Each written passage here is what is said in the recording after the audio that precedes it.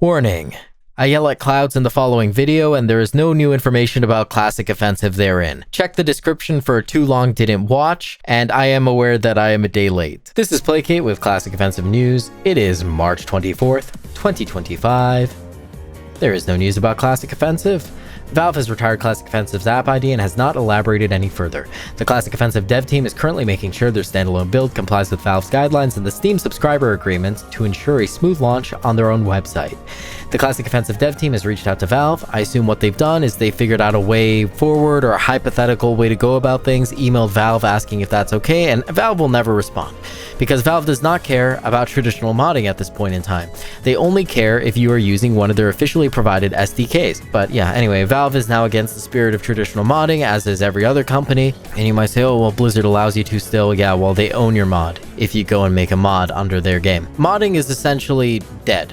In its traditional sense, nowadays, mods need to be sanctioned by the company. I'm not saying this to say that Classic Offensive will never release. The end of this video will end the way that every other recent video has. As far as we're aware, because that's what Zool last said, his silence doesn't necessarily mean that the project is just dead in the water. The point is that these videos, at this point in time, are not serving the purpose that they once served. You know, there were 3 reasons for me making these videos. The third reason was because I wanted to get better at audio engineering. I'm getting better, but as you can hear, it's not getting that much better. I feel like I need a better approach to getting better at audio engineering because, yeah, this ain't cutting it. Anyway, the second reason I wanted to make these videos was to get eyes on the project. I think that getting eyes on the project at first made sense because Valve had denied this game from getting on Steam despite the fact that they had already greenlit the game. At this point in time, we're aware that Valve changed their terms and they do not care to go back and accommodate this team that was previously playing by Valve's old rules. So there's really no reason to get eyes on this project for the sake of getting the project on Steam because Valve will not accommodate them in that way. And you know, if I wanted to get information out there about how Valve is not supporting traditional modding anymore, and for some of their very close to their wallet IPs like Counter-Strike, they're going to scrutinize those mods endlessly until they can potentially not allow them on Steam. If I wanted to get all that information out there, I wouldn't put it into one of these videos. I would create a long form video and I'd put the video out and I'd let it accumulate thousands of views and I'd be happy with that information getting to that amount of people. But that's not what's happening here. What's happening here is I'm making videos daily. A lot of people are coming in and out. A lot of fake information is being spread. Like someone recently said that the recent situation was that Valve axed the Steam release at last minute, when no, it was the case that Valve said no to the standalone release recently. Somebody else said something like, if the game were to come out on Steam, then Zool would lose his Steam account. Like, what? I don't know. I don't know where these people are getting this information. I never said, nobody ever said any of this. But the point is that people are coming in and out, watching like snippets of these videos. They're not getting the information. A long form video is necessary to get the kind of information that I'm trying to get out there.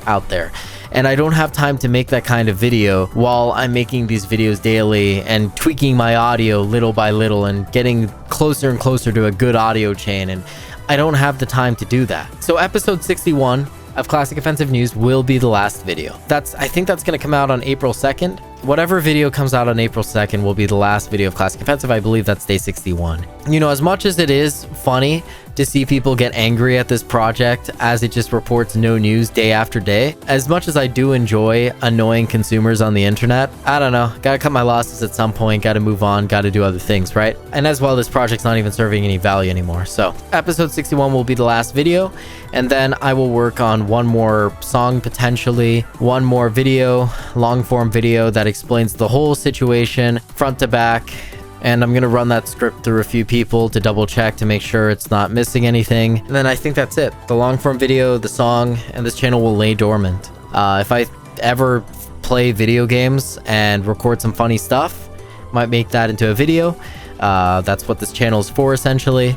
But I haven't played video games in a few months. I don't know if I will, honestly. Classic Offensive was the only real game that I was interested in. A lot of people are saying, oh, let's move over to Legacy. CS Legacy just isn't really my thing. I don't really care about Sweaty 1.6, but that's the goal of ProMod. They want Sweaty 1.6 basically.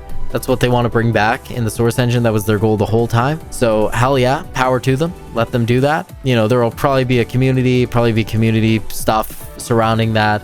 But I assume that in most situations, I'm going to join a game and it's going to be very similar to a CS2 lobby in terms of the player base. So even jumping into their Discord, there's a very, very, very large difference between the average Discord member in the CS Legacy Discord and the average person in the Classic Offensive Discord. Very, very large difference in the kind of person that's in each of those things. And that's fine. Just, you know, just different people. But, you know, that's not really my crowd. So I'll probably play CS Legacy like a few times, but you know, not my thing really.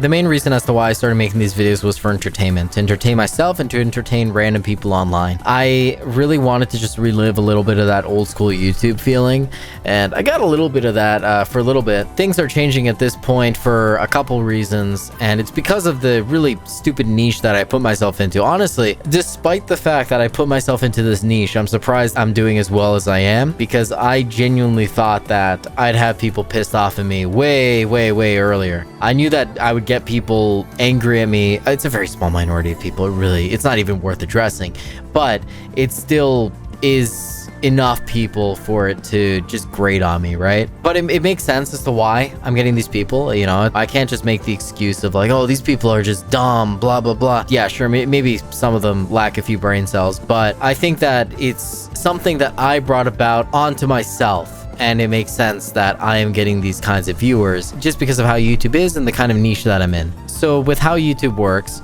it used to be a situation or a publisher that would match personalities with people. So you would watch a Shane Dawson video and then you would start getting recommended, oh, here's like a Nigahiga video here and there. Maybe you should watch that because maybe Shane Dawson and Nigahiga share the same audience. I don't know if they did back in the day, but you know, you'd get recommended both of them because they might share the same audience, even if you're just watching one of them. Personality driven recommendation. You're being recommended content based on the people behind that content. These days, you're being recommended content just based on the content itself. Some of the people that were covering Classic Offensive, I would go to their channels and I'd notice that some of their videos would get like 50,000 views, some of them would get 100,000 views, some would get like 1 million views, and it's like all over the place. And it's very clear that they don't have a large core following. Most of their viewers are just randoms coming across their videos because they were fed those videos in their algorithm, and their videos don't really stand out from anything else. So, you know, the viewer just watches that video, enjoys it, and then just moves on to the next thing, doesn't watch more of that particular YouTuber's videos. And that's what I'm saying. You know, it's just content recommendation. There's no like personality layer to it. It's not like, oh, you might like this guy's style of videos. No, because everyone makes the same kinds of videos. So at this point, it's just about what videos would a viewer give most attention to. You know, YouTube is sort of like the Amazon of videos these days. You know, there's no brand names anymore. It's not like, you know, aside from like the big Jimmy Fallons and stuff like that, you know, mainstream media people that also don't have personalities, but they're being pushed by multi-million-dollar advertising agencies. You know, aside from those people, the brand names don't matter anymore. Hypothetically, the brand doesn't mean anything. It's the content, it's the product that matters. Can the content or product hold its own? The brand name doesn't matter. You know, after buying Genglu's screwdriver, you're not going to go to their store page and think, oh, wow, I really want to buy this company's other stuff. No, you're going to buy that one product and move on. The same way with YouTube. You're going to watch some random video from some random person and move on. Well, what's going on? Why are the products garbage? That doesn't really explain that. Well, my hypothesis is that because YouTube is matching a user with content, Amazon is matching a user with a product.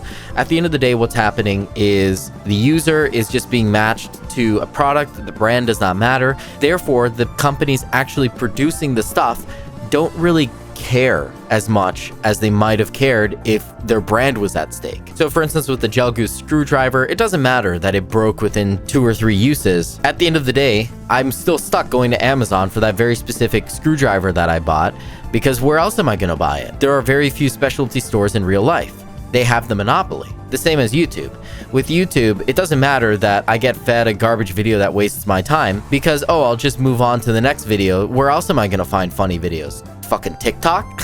So I'm just going to keep going and watching the next video. YouTube got rid of a lot of the funny content in 2015, 2016 and set guidelines to make it such that it's very hard to make funny content anymore. Does that matter? No, people will just change their consumption behavior. People will watch long-form essay videos instead, because YouTube has the monopoly on content that is longer than a minute or two. So you ultimately have no choice. You're just gonna go and consume another garbage video or another garbage product. It depends on the country you live in, but in North America and in certain parts of Europe, that's the case. There is no alternative brick and mortar shop that sells specialty stuff.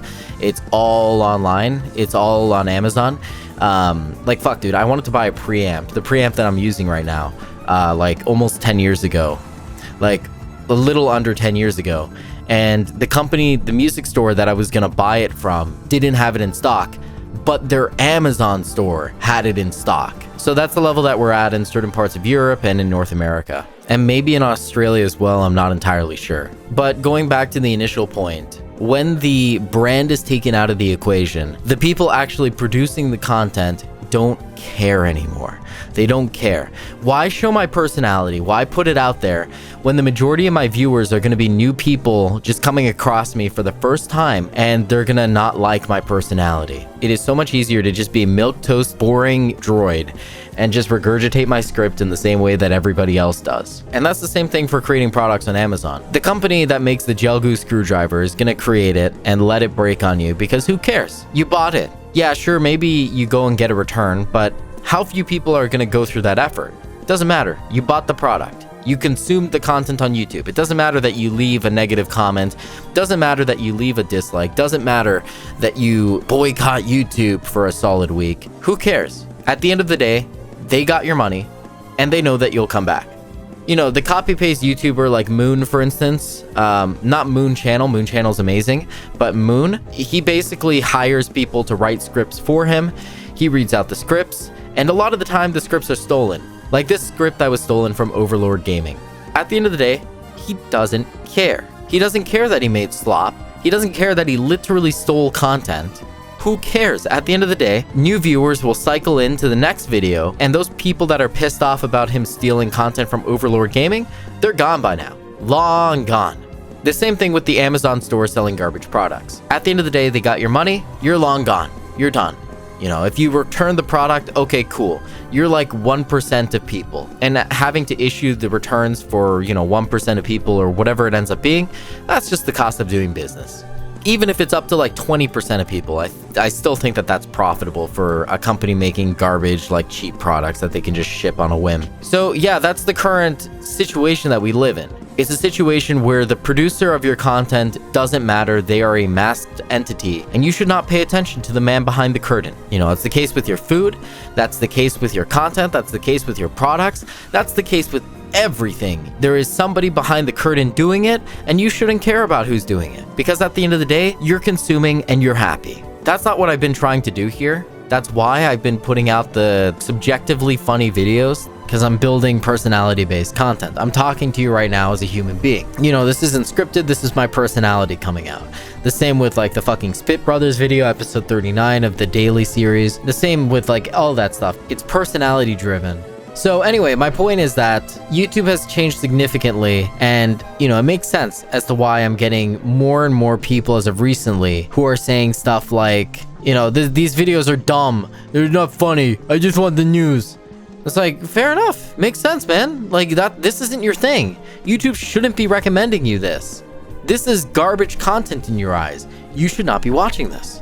Completely understandable. Yeah, no, it's dumb. Like I agree, and that disheartens me because it annoys me. It's like, why are you watching my video then? Why are you getting recommended this garbage? And it's because I'm labeling it classic offensive news. So because enough people find the stuff entertaining, like funny, whatever, it's getting recommended to people that are literally just looking for serious content, like video essay number 567 about niche source project. That's all they want. And that's fair, whatever. But like, that's not what I want to provide. I'd find the nearest old black rope if that's the content I were making. So anyway, reason one for wanting to make this content is basically out the window because I'm framing this channel as like a news channel, whatever. YouTube pushes it to people expecting a news channel. They're not pushing information based on personality anymore. They're pushing it based on, oh, it's news content about this weird source mod? Okay, put it to people who would want news about this weird source mod. That's what they're doing. It's not, oh, this person seems to be drawing in people who watch, like, I don't know, J Schlatt, for instance. Therefore, we should try to recommend this to more more J-Schlap viewers. It doesn't work like that anymore. I mean, it probably does, but that's probably a very, very, very, very minor component to the algorithm at this point.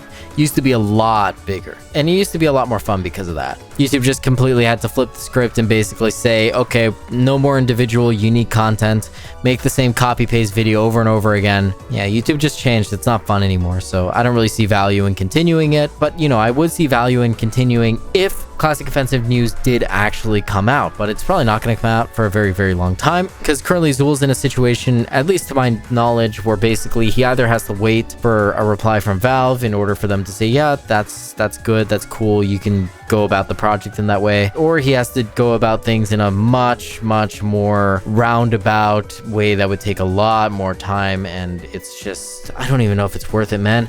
So yeah, I'm done with these videos. Episode 61 is going to be the last one. And after that, I'll put out a song, I'll put out a long form video, maybe a week or two later, and we're going to call it. We're going to say, all right, you know, at this point, it doesn't make sense to try to get eyes on the project because the project is nowhere near completion. We're not going to get news anytime soon. So therefore, we put this daily news project on hiatus. Might make funny moments videos at some point with like games or something like that, but you know, I'm not promising anything. Again, I don't really play games that much anymore, especially not Steam games. Yeah, anyways, it's been really fun. I really like the audience. I really especially like the audience that I had between episodes like maybe 35 to 40. You guys were really, really cool. You know, the current audience that comments is all right as well. There are a few bozos that could do with maybe a brain transplant, but you know, majority of people are pretty cool. Again, it makes sense as to why I'm getting the bozos. I'm not blaming them. Anyway, thanks for sticking around this long.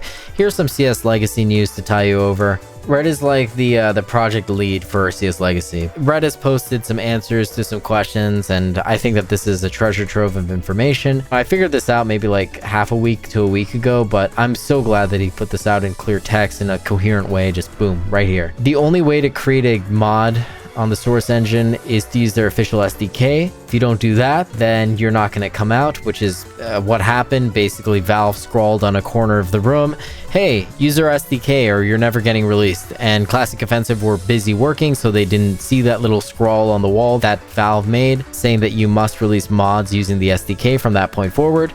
And yeah, then Valve just never talked to the Classic Offensive team again in a direct manner. So yeah, you need the official SDK in order to mod. Valve hates traditional modding now, despite the fact that that's what their entire fucking company was built on.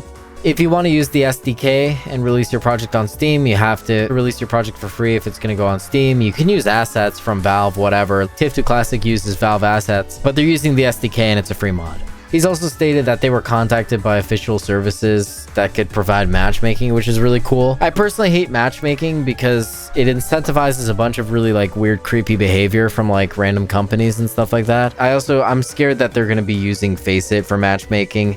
If they do that, then there's a few problems to it. The first problem is the fact that they're a Saudi Arabian company. Saudi Arabia, China, Russia, these kinds of companies, I trust them less than the US, because with the US, if your information is given to the government from a private company, the private company can easily just tell you, hey, your information is being given to the government, just a heads up. And that's what happens with Google, Apple, all these big companies. You know, sometimes they put a gag order on that basically states that the company can't say anything to the users, but usually at some point, this information does come out. But it's such a rare thing. That most of the time you can be aware that your information has been given to the government if you're notified by the company. But with like Saudi Arabia, China, like these governments are more intertwined with their private sector. And it's to the point where, like, for instance, in China, if you want to open up a company that deals with data, you have to always be open to giving that information to the Chinese government whenever they want. Like, it's mandatory. And I assume that Saudi Arabia works the same way. So hell no would I want to give my information to the Saudi government. As well, if you create a Faceit account, they ask for a lot of personal information these days. And if you want to delete your account, you have to provide proof of all this personal information. So that's really cool. Anyway, fuck Faceit. I don't know about Fast Cup. You know, maybe they're better. Who knows? They're going to be using the workshop. You know, Classic Offensive was going to have the CSGO workshop, which is going to be really cool, but whatever. A clean slate workshop is better than nothing. And yeah, they're thinking about adding ranks. Anyway, that's your CS Legacy news for the day. As it pertains to Classic Offensive, just wait. The game will release, just not today. This has been Classic Offensive News for March 24th, 2025.